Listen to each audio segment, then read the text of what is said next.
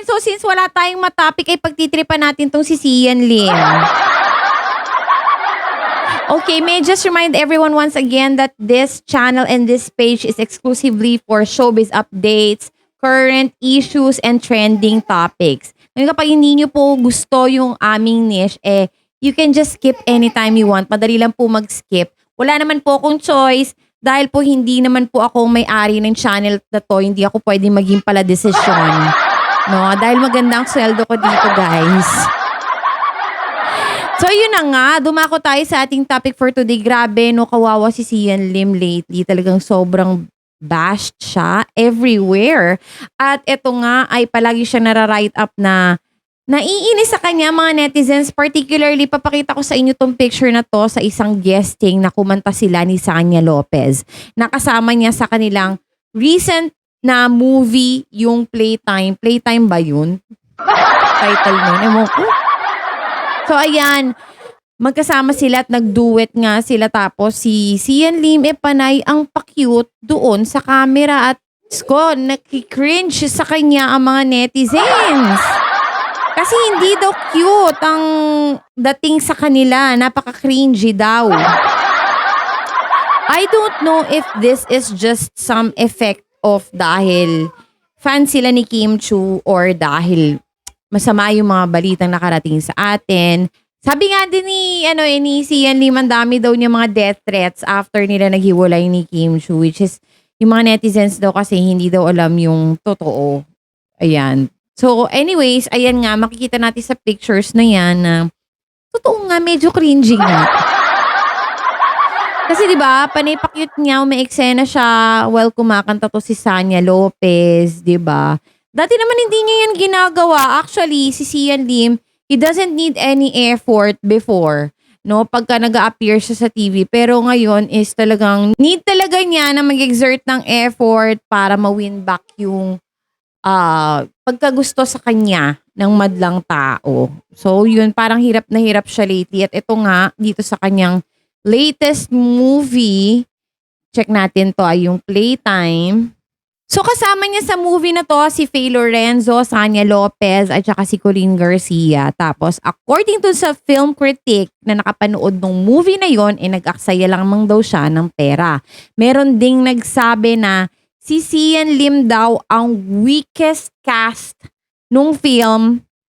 Aba yan, lagpas pa yung lipstick ko. Yan talaga yung nagagawa ng ulirang nanay. Unahin mo talaga yung mga anak mo kaysa sa sarili mo. So anyway, according to that film critic nga, yung role daw ni Sian is supposed to be the lead role na. Siya yung magdadala dahil siya yung villain character na sa kanya nakatutok palagi yung camera pero hindi daw niya na-execute ng maayos. As in, wala daw dating. Yun ang sabi. To think na siya nga daw yung bida, dapat dalang-dala niya. Hindi naman daw first time ni Sian Lim na gumanap na isang villain role at sa isang suspense na movie. Hindi naman daw first time yun. But it seems like na parang naging rookie daw yung dating ni Sian bilang isang artista dito sa pelikulang ito dahil daw wala kang mararamdaman na nagampanan ni Sian yung kanyang particular role. Parang hindi ka mapapabilib or anything ganyan. So ako parang siguro tingin ko dahil matagal na bakante ito si Sian Lim. No, dahil ang tagal nga niyang naging hiatus. No, although meron siya mga TV appearances pero still sa mga movie projects and sa mga teleseries parang missing in action siya for a while.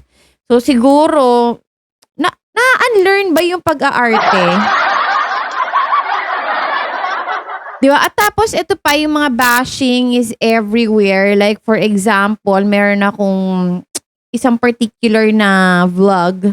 Sko, daming commenters doon. Lahat, kung ano nung pinagsasabi kay Sian. Kawawa, alam niyo, sa totoo lang, naawa ko sa kanya. Kasi, hindi niya siguro alam kung paano niya i-redeem yung sarili niya sa mga madlang tao. Siguro kung ako, yung nasa posisyon niya na ganito yung na-experience ko as of now. Kasi doon pa lang daw sa pagpo-promote nila nung film na Playtime, sa mga mall tours, Kitang-kita mo daw na halos wala daw umupo dun sa mga upuan sa harapan. Ang dami daw bakante, parang one seat apart, ganyan. Parang nag-e-exam lang. So ito naman mga netizens, pinagkumpara naman yung mall tour ng Kim Pao. At etong kay Sian Lim, pinagkumpara nila, pinagtabi talaga nila yung picture. At kitang-kita mo naman talaga na malaki yung difference, 'di ba? I mean, kasi syempre, 'di ba, pag nagko-komento ako, medyo makatao ako. Ang hirap kasi magkomento ng ayoko makasakit. Alam mo yun, kahit hindi nila ito mapapanood. Pero alam mo yun, parang yung binabato ko sa universe, ayoko magbato ng so much hate, ganyan. Anyways, ayun nga, so parang syempre ikaw bilang artista, tapos makikita mo na parang wala sumusuport sa'yo. Masakit yun. Very disappointing yun, di ba? Tapos eto nga yung kay Kim Pao, sobra yung pag ano ng mga tao, yung pagsuporta ng mga tao sa Kim Pao. Talagang dinudumog sila everywhere. Like, pag meron silang mall tours and mga TV appearances, mga shows, 'di ba? Sobrang Kim Pao, ang dami nga nilang fans club eh, ang dami nilang mga fan pages, 'di ba? Pero itong kay Sian, nung time na nag-mall show siya, kitang-kita mo talaga na very unsupportive yung mga tao. They're not even excited. Yung makikita mo naman sa facial expression na parang, sige, puntahan ko na nga. Total, andito naman ako sa mall. O siguro yung iba dun may hinihintay lang naka-meet up. Ganyan. Kaya tumambay na lang doon, pero makikita mo talaga sa mga upuan ang daming vacant seats. So kung ako naman dito kay Sia na yung heat of the moment na ganito, na yung mga tao is asar na asar sa kanya, siguro ano muna, hiatus muna ako ulit.